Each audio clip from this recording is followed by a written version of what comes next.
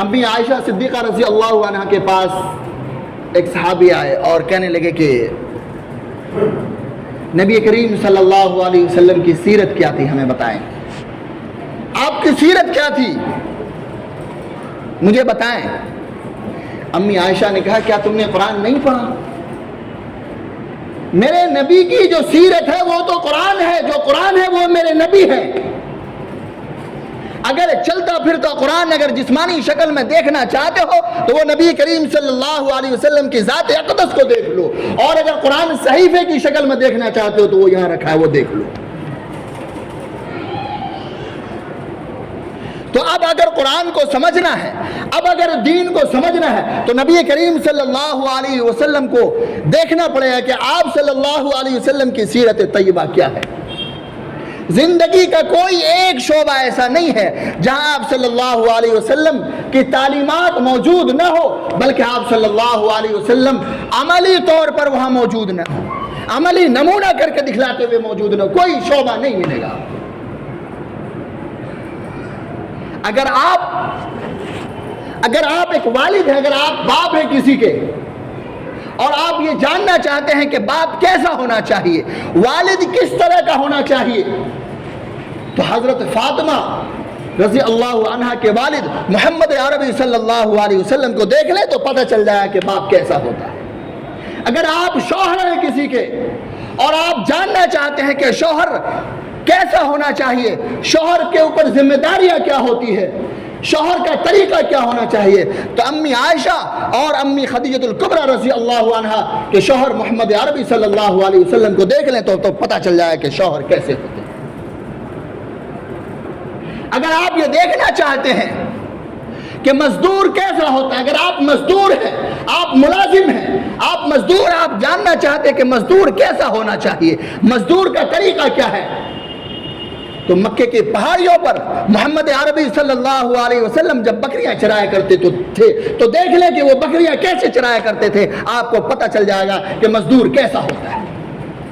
اگر آپ دیکھنا چاہتے ہیں، آپ یہ سمجھنا چاہتے ہیں کہ تاجر کیسا ہونا چاہیے، اگر آپ تاجر ایک تجارت میں ہیں، آپ بزنس مین ہیں، آپ یہ جاننا چاہتے ہیں کہ بزنس مین کو کیسا ہونا چاہیے، کیسا تاجر ہونا چاہیے، تاجر کے اندر وہ کون سی کوالٹی ہونی چاہیے جسے اللہ اس کے رسول پسند فرماتے ہیں، تو شام کی سرزمین پر محمد عربی صلی اللہ علیہ وسلم تجارت کرتے ہوئے نظر آئیں گے۔ آپ کی سیرت کو اٹھا کر دیکھو، پتہ چلے گا کہ تاجر کیسا ہونا چاہیے۔ اگر آپ سیاستداں ہیں، اگر آپ حاکم ہیں تو مدینہ کے حاکم محمد عربی صلی اللہ علیہ وسلم کو دیکھ لو، پتہ چل جائے گا کہ حکومت کیسے کی جاتی ہے، حکومت کا طریقہ کار کیا ہے، معلوم ہو جائے گا۔ میرے نبی صلی اللہ علیہ وسلم نے کوئی شعبہ نہیں چھوڑا جہاں عملی طور پر کر کے نہیں دکھلایا ہو، کوئی شعبہ خالی نہیں ہے۔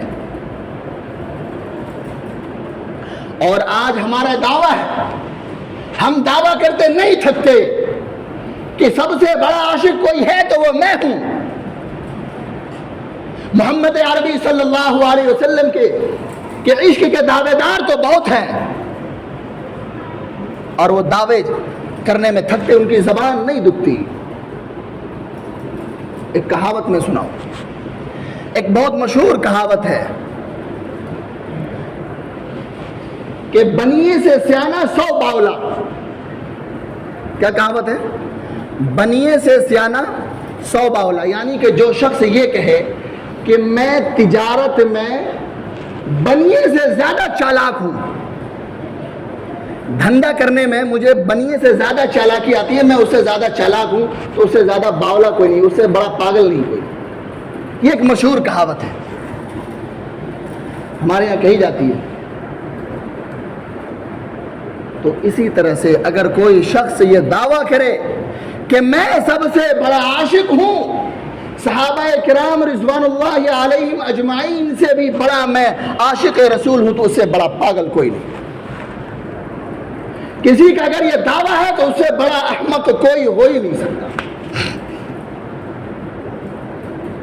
آپ اگر جاننا چاہتے ہیں کہ صحابہ کرام رضوان اللہ علیہم اجمعین کو رضی اللہ عنہم ورضوا عنہ کا خطاب کیسے ملا، کیوں کر ملا؟ تو کسی بھی ایک صحابی کی زندگی کو پڑھ لیں اٹھا کر، کسی بھی ایک صحابی کی زندگی کو اٹھاؤ پڑھ لو، پتہ چل جائے گا۔ جمعہ کا دن ہے، آپ صلی اللہ علیہ وسلم منبر پر خطبہ دے رہے ہیں، لوگ آ رہے ہیں مسجد کی طرف۔ حضرت عبداللہ ابن مسعود رضی اللہ تعالی عنہ بھی مسجد کی طرف آ رہے ہیں۔ کچھ لوگ مسجد کے کنارے صحن میں کھڑے تھے، آپ نے کہا بیٹھ جاؤ۔ کیا کہا؟ بیٹھ جاؤ۔ یہ آواز حضرت عبداللہ ابن مسعود کے کانوں میں پڑی، وہ وہیں پر بیٹھ گئے، ابھی مسجد میں داخل نہیں ہوئے تھے، وہ روڈ پر تھے، روڈ پر ہی بیٹھ گئے۔ جب نماز کے بعد ملاقات ہوئی تو آپ نے فرمایا کہ میں نے تم سے نہیں کہا تھا بیٹھ جاؤ، میں نے تو ان لوگوں سے کہا تھا جو مسجد کے ارد گرد کھڑے تھے، تم کیوں بیٹھ گئے؟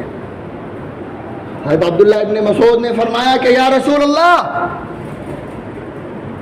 جب آپ کا حکم آ گیا، آپ کا حکم آنے کے بعد عبداللہ ابن مسعود کی مجال نہیں کہ آپ کا حکم آنے کے بعد آپ کے حکم کی تابعداری نہ کرے، وہ اتنی جرت نہیں ہے اس میں کہ آپ کے حکم کے خلاف ورزی کر جائے۔ بات آ گئی، حکم آ گیا تو بس آ گیا، اب کس سے کہا گیا کیا مسئلہ ہے تو اس سے کوئی لینا دینا نہیں۔ یہ ہے صحابی رسول